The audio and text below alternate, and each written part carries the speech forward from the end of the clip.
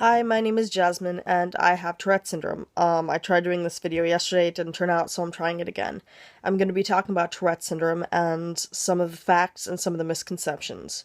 So to start out, Tourette Syndrome is a neurological condition that takes place in the basal ganglia, and it's basically kind of a mess up of the regulation of dopamine and serotonin in the brain.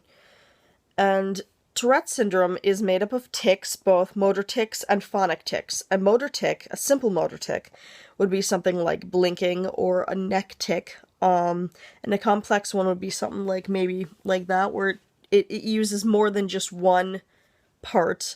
Or I have a tic where I think I usually clap and then I snap and then I do something like that, but I can't really replicate it without actually doing it.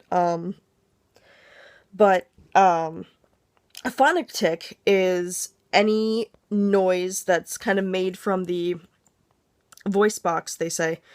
And it can be, oh, there's a bug on me, get it off, okay. Sorry. It can be anything like a whistle. I have a whistling tic. It can be a hum, a cough, a sniffing of the nose, like anything really. So that's kind of basically what Tourette syndrome is and what happens with it. A couple of the misconceptions to start off with. One of them is that it is a swearing disorder. Well, no, it's not.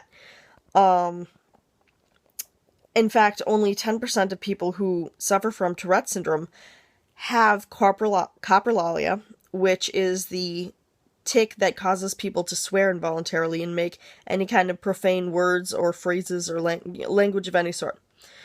I do happen to have coprolalia, unfortunately, as well as echolalia, which is the echoing of a word or phrase that someone has heard from, kind of anything within minutes, hours, days, kind of whenever, but something that we heard being repeated back as a tic.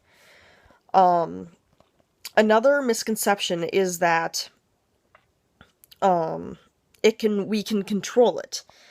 Again, no, you can't. The two ways that I'm going to explain it is that Tourette's is very much like breathing. If we try to suppress our tics, which some people can for short amounts of time, if you really think about it, you can hold your breath, right? But if you hold it for too long, you're going to start getting that build-up feeling in you, and eventually you're going to need to breathe, and naturally your body is going to make you breathe. It's what it does, and that is how a tic works as well. You can hold it in for a certain amount of time, but eventually it's going to come out regardless.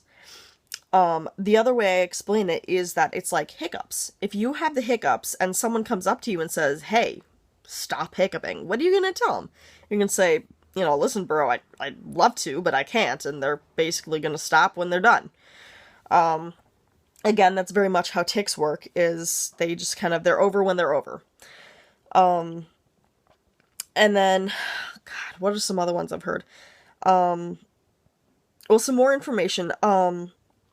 Tourette's is actually hereditary, so it can be passed down through the genes in families. However, they haven't found out exactly what genes, I don't think. And it is not the cause of bad parenting, nothing like that. It's not caused by a bad child, no. It is involuntary, it is something that someone is born with, and it may show up anywhere from usually about 5 to 10 is when it shows up. It can be younger, it can be older, but it has to show up before the age of 18 for it to be Tourette syndrome. But that's kind of how that works. Anyway, this is getting long. If you have any questions, please ask me. I will answer them in another video.